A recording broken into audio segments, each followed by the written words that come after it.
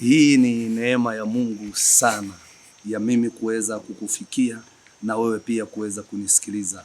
Ninamshukuru Mungu sana kwa ajili ya uzima nilionao, lakini ninamshukuru Mungu kwa ajili ya uzima ulionao pia.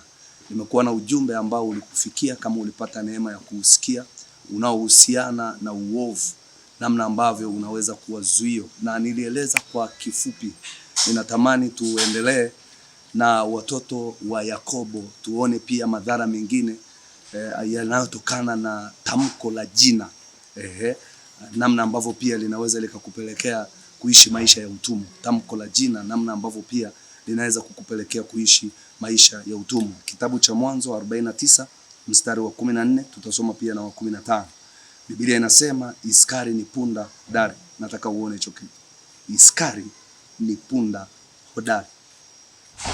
Iskari haitwi tu Iskari, anaitwa pia punda, na sio punda tu, ni punda aliyepewa cheo.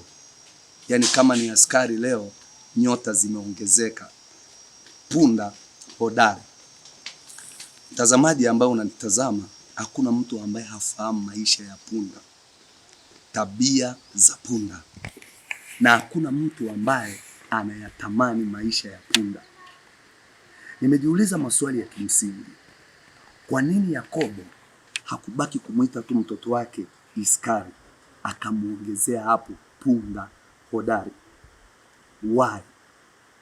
Kwa nini hakubaki na jina la Iskari akaongezewa punda hodari? Lakini nataka tuone mstari huu B, anasema ajilazae kati ya mazizi ya kondoo. Tangu lini ukaona punda anaishi na kondoo? Sasa hapa tutaliona kanisa. Kanisa, watu wanapokusanyika wanaitwa kondoo, na kondoo husikia sauti ya mchungaji. Sasa katika ulimwengu wa roho tunaweza kuona ni kondoo. Katikati ya kondoo kukakuwepo na punda. Kwa nini panakuwepo na punda? Ni kondoo waliobadilishiwa jina. Hawakuitwa tu kondoo, wakaitwa kondoo na wakapewa na jina lingine. Maana yake na roho iliyoko kwenye hilo jina itembee ndani yao. Na hichi ndicho kilichotokea kwa Iskari. Maandiko yanasema akaona mahali paraha kuwa pema na nchi ya kuwa ni nzuri. Alafu kinachosikitisha zaidi anasema akainama bega lake lichukue mizigo, akawa mtumishi wa kazi ngumu. Maana yake hata kama ni huduma unafanya kama mimi ninavyofanya huduma, unapita kwenye wakati mgumu. Kama ni mfanya biashara, unafanya biashara, lakini unafanya biashara kwenye mazingira magumu. Umeajiriwa ofisini, mtu akitazama elimu ulionayo, kazi unayoifanya na maisha yako kwa uhalisia, anashangaa. Na hawa watu wapo. Ukiangalia kazi anayofanya, elimu alionayo, inakuwa vitu viwili tofauti. Sasa Iskari ameitwa punda, manake roho iliyoko ndani ya punda inafanya kazi kwa Iskari. Maisha ya punda ndio yanakuwa maisha ya Iskari. Kwa nini yanakuwa ndio maisha ya Iskari?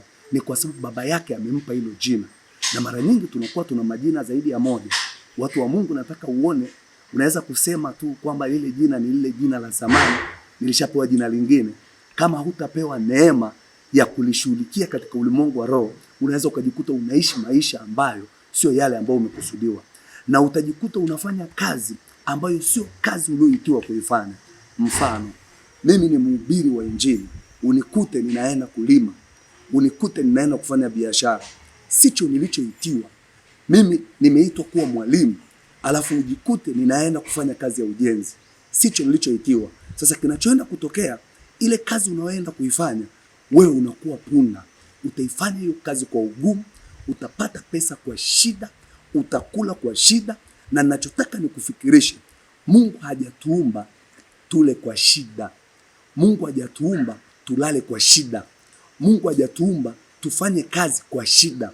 Mungu ametuumba tufurahie vitu alivyoviweka. Mfano, Adam aliambiwa ilime bustani ya Eden na uitunze. Akapewa tu sharti moja, usile matunda ya mti wa ujuzi wa mema na mabaya. Lakini kwenye ile bustani, lile neno bustani, palikuwa pana kila tunda.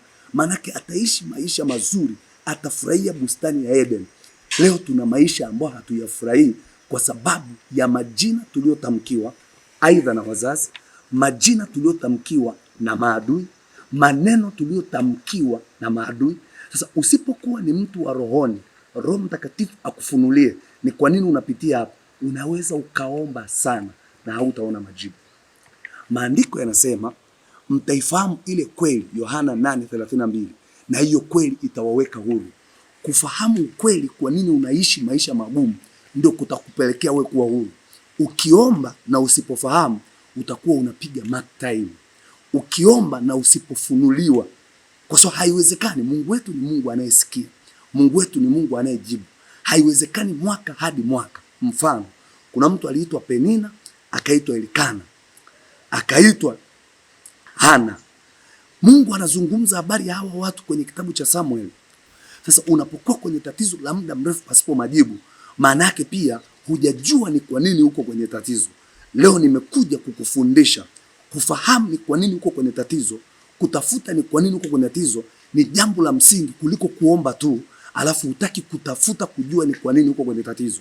Maana yake tunapozungumza na Roho Mtakatifu, ni kweli nimepita kwenye ugonjwa wa muda mrefu, ni kweli nimepita kwenye mgumu muda mrefu, nafaa nirudi nimuulize Roho Mtakatifu, kwa nini ninapitia hapa? Angali ahadi zako ziko hivi. Utajikuta unafunuliwa kwamba kuna tamko lilitamkwa kwenye familia yenu, labda babako alitamkiwa yeye ni punda hodari, akawa anafanya kazi kwa ugumu. Usitegemee utapita mahali pa rahisi, kwa sababu ulikuwa kwenye viuno vyake wakati anatamkiwa. Hebu fikiri wewe ni mtoto wa Iskari, alafu baba yako ndo ametamkiwa hilo neno. Kwa wakati baba yako anabeba mizigo ya kumchosha. Unajua kuchoka, nimesema ni gari ya tani moja, unaipa mzigo wa tani moja na nusu, tani mbili. Hiyo gari itachoka, na watu wengi wamechoka. Unakuta mtu ana miaka 35, ana 40, lakini utafikiri ana miaka 60. Kwa nini? Kazi ngumu. Narudia tena, kazi ngumu tunazozifanya sio mpango wa Mungu. Watu wa Mungu, nimekuja kwako leo kukupa maarifa, maana neno la Mungu lasema watu wangu wanaangamizwa kwa kuyakosa maarifa. Hebu yachukua haya maarifa, ingia kwa chumba chako, ingia kwa madhabahu, ingia kwa kanisa unaloabudu, mwambie Mungu imetosha sasa. Na muomba Roho wako Mtakatifu ambaye ni mwalimu, ambaye ni mfariji, anifunulie ni kwa nini nimeomba muda wote huu na niko kwenye kukwama mpaka sasa. Na Mungu aliye mwaminifu atakufunulia na utatoka hapo mahali ulipo. Kazi yako itainuka, maisha yako yatainuka. Ayamkini umejilaza kwa kondoo na wewe ni punda. Unachokifanya sicho ulichotoka kukifanya. Mungu akakufungue, Mungu akafungue ufahamu wako, macho yako ya rohoni, ili ukajua unachotakiwa ukifanya. Maana kufanikiwa kwako kuko kwa ile neema ambayo umewekewa. Kile unachopaswa kufanya ndio kimebeba mafanikio yako. Kile unachofanya ambacho sicho ulichokusudiwa kukifanya kitakusababisha uishi maisha ya utumwa. Acha niombe kwa ajili yako. Mungu uliye hai, watoto wako wamenisikia. Nimeeleza tu kwa kifupi Mungu. Ninaamini Roho Mtakatifu utasema na watoto wako, utazungumza nao na wataelewa, na wakielewa watasimama kwenye maombi kwa msaada wa Roho wako Mtakatifu. Ayamkini anayenisikiliza, huyu baba, huyu mama, huyu binti, wanaishi maisha ambayo sio ulioyakusudia kwa sababu ya matamko waliotamkiwa. Wanaishi, wanafanya vitu ambavyo sivyo ambavyo uliweka ndani yao waweze kuvifanya. Kwa kupitia ujumbe huu Mungu, ninaamini neema yako itakuwa juu yao, na hatimaye watatoka kujilaza kwa kondoo kama punda, watakuwa kondoo katika jina la Yesu. Amen. Ile majina. Mungu amekuwa mwaminifu sana katika ujumbe. Ninaamini huu ujumbe utakutoa mahali, utakufikisha mahali ambapo Mungu amekusaidia, Mungu amekusudia. Ninaamini hivyo kwamba ujumbe huu utakufikisha pale ambapo Mungu amekusudia, na ninaamini pia kwa kupitia neno hili unaenda kuwa mtu mwingine kabisa. Kwa kupitia neno hili Mungu amefungua fahamu zako, hata maombi yako yanaenda kubadilika. Frank Mtui, mtumishi wa Mungu, niko hapa Kilimanjaro, kanisa la Pentecoste Bombo la Chuo.